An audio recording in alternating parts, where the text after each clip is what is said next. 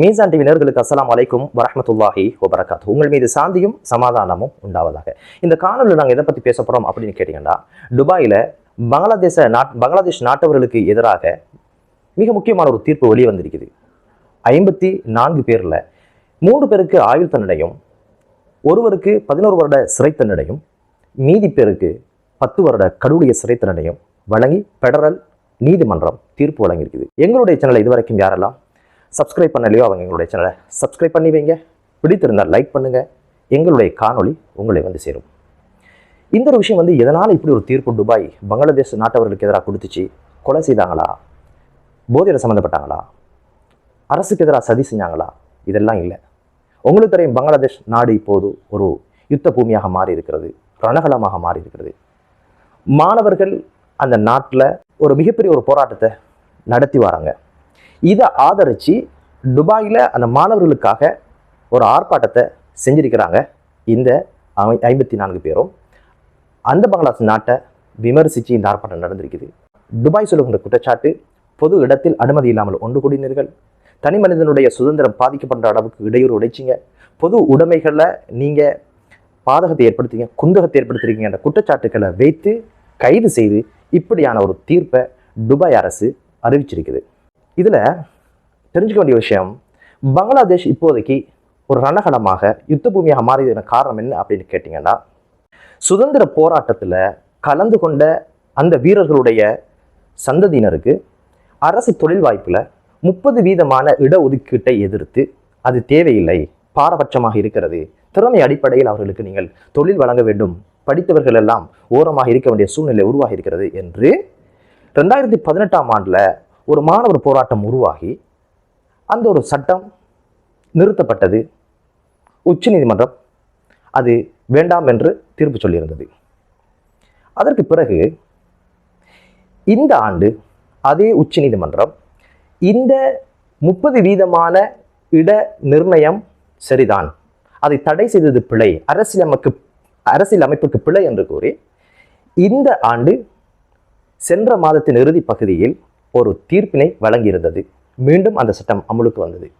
மீண்டும் மாணவர்கள் இதை அறிந்து கொண்டு உடனடியாக டாக்கா யூனிவர்சிட்டி மாணவர்கள் போராட்டத்தில் இறங்குகிறார்கள். இந்த போராட்டம் இந்த சட்டத்தினை நடைமுறையிலிருந்து இல்லாமலாக்க வேண்டும் என்ற கோரிக்கையை முன்வைத்து ஒரு அமைதியான வழியிலே இந்த போராட்டம் நடக்கிறது.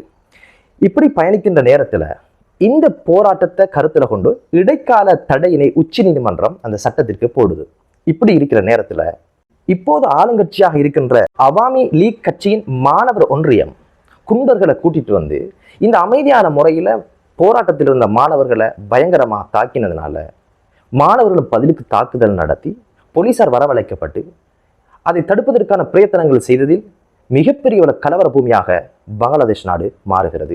இந்த சூழலில் எல்லா இடங்களிலும் எல்லா பல்கலைக்கழக மாணவர்களும் போராட்டத்தில் இறங்கி எல்லா இடங்களிலும் அரச உடைமைகள் உடைக்கப்பட்டு பல்வேறு இழப்புகள் மத்தியிலே இதுவரைக்கும் அங்கிருந்து வருகின்ற செய்தியின் அடிப்படையில் 163 பேர் இதுவரைக்கும் கொல்லப்பட்டுள்ளதாகவும், பல நூறு மாணவர்கள் காயப்பட்டதாகவும், அரசு நிறுவனங்களால் முடக்கப்பட்டதாகவும், தொலைக்காட்சி முடக்கப்பட்டதாகவும், இன்டர்நெட் வசதிகள் இல்லாமல் போக்கப்பட்டதாகவும், முழு நாட்டிலும் ஊரடங்கு சட்டத்தினை அந்த நாட்டுடைய பிரதமர் அமுல்படுத்தியதாகவும் சொல்லப்படுது.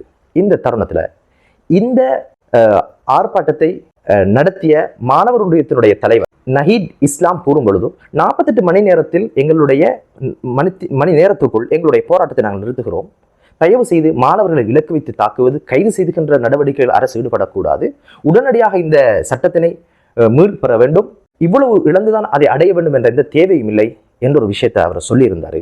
இந்த வீரர்களுக்கு இப்படியான வெகுமதியை இந்த அரசு கொடுக்கிறது என்பது இப்போதைக்குள்ள சிச்சுவேஷன்ல மாணவர்களை வெறுக்கப்படுகின்ற ஒரு விஷயமாக பார்க்கப்படுது. காரணம் என்னன்னு கேட்டீங்கன்னா, இப்படி இவர்களுக்கு வரப்பிரசாதம் கொடுக்கின்ற பொழுது திறமையின் அடிப்படையில் தொழிலுக்கு போக முடியாத ஒரு சிச்சுவேஷன் உருவாயிருக்கிறது. கடந்த காலங்களிலே 3000 வேக்கண்ட் இருந்த நேரம் 3 லட்சம் பேர் அதுக்கான அப்ளிகேஷன் போட்டிருந்ததாக சொல்லப்படுது. இவ்வளவு தூரம் ஒரு போட்டியாக இது மாறி இருக்கிறதுனால படித்தவர்கள் வாய்ப்பில்லை என்ற ஒரு கோரிக்கை முன்வைக்கப்படுது.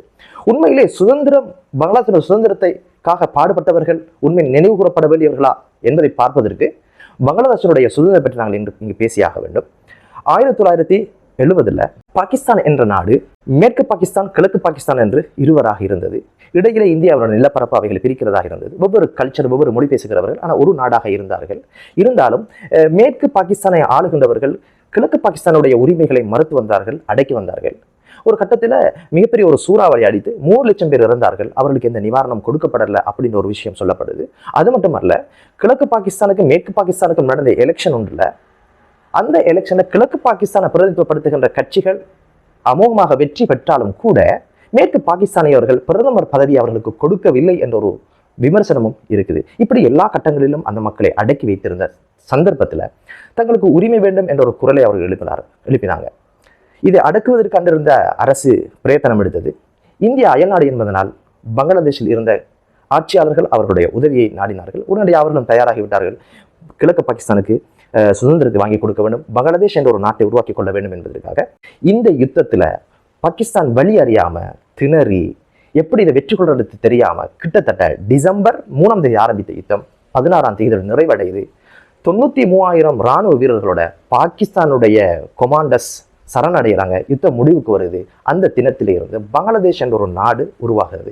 இதுல மிக கஷ்டமான விஷயம் என்னன்னு கேட்டீங்கன்னா, கருத்து கணிப்பின்படி பங்களாதேஷ் நாட்டுடையவர்கள் 3 மில்லியன் பேர் இதில் கொல்லப்பட்டதாக சொல்லப்படுது. 10 மில்லியன் பேர் இந்தியாவுக்கு இடம்பெயர்ந்ததாகவும் சொல்லப்படுது.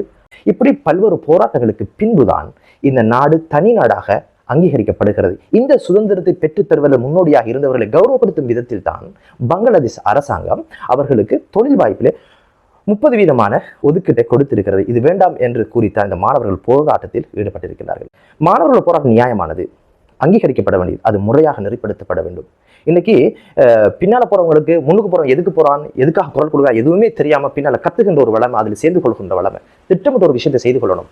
இப்படி இல்லை, இது இப்படி நடந்தால் எப்படி இதை ஃபேஸ் பண்ற என்ற ஒரு தெளிவோடு நாங்கள் பயணிக்க வேண்டும். போராட்டங்கள் இல்லாமல் விடுதலையும் கிடையாது என்பது உண்மைதான். இருந்தாலும் அவைகள் சரியாக நெறிப்படுத்தப்பட வேண்டும். அடுத்த ஒரு விஷயம் துபாயில் இவங்க கைது செய்யப்பட்டது. இதுக்கான பேசிக் காரணம் என்னன்னு கேட்டீங்கன்னா, துபாயினுடைய சட்டம் அரசியல் அமைப்போ அங்கே ஆர்ப்பாட்டங்கள் எதுவும் செய்ய முடியாது. அரசுக்கு எதிராகவோ வேறொரு நாட்டுடைய அரசுக்கு எதிராகவோ எந்த ஒரு ஆர்ப்பாட்டம் செய்ய முடியாது. அது கொலைக்கு நிகர், அது ஃபித்னாக்கு நிகர் என்று அவர்கள் கருதுவதனால் இவர்களுடைய ஆர்ப்பாட்டம் என்னதான் நியாயம் இருந்தாலும் சட்டத்தின் முன்னால் அவர்களுடைய நாட்டில் குற்றம் என்பதனால் தான் இவர்கள் கைது செய்யப்பட்டார்கள். எனவே ஒரு நாட்டில் இருக்கின்ற பொழுது நாட்டுடைய சட்டங்கள் என்ன, இந்த நாடு எதை நோக்கி பயணிக்கிறது, இது ஆரோக்கியமானதா இல்லையா என்ற விஷயங்கள் எல்லாம் சரியான புரிதலோடு கட்டமைக்கப்பட்டு குர்ஆன் சொல்லுது, உங்களுக்கு ஒரு விஷயம் தெரியாதா, தெரிஞ்சவர்களிடத்தில் கேட்டுக்கொள்ளுங்கள் என்று குர்ஆன் சொல்லுது. அழகான முன்மாதிரி.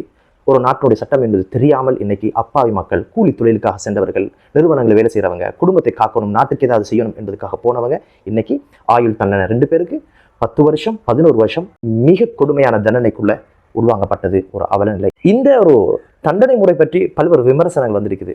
நாட்டினுடைய தலைவர் சொல்லியிருக்கிறார், துபாயினுடைய, அவர் சொல்லியிருக்கிறாரு, இந்த நாட்டில் 200 நாட்டவர்களை சேர்ந்தவர்கள் இங்கு தொழில் புரிகின்றனர், நாட்டை வளப்படுத்துகின்றனர், இவர்களுடைய அமைதிக்கான சட்டம் தான் இது, எனவே இதை மதித்து நடக்க தெரிந்து கொள்ள வேண்டும் என்று சொல்லியிருந்தார்.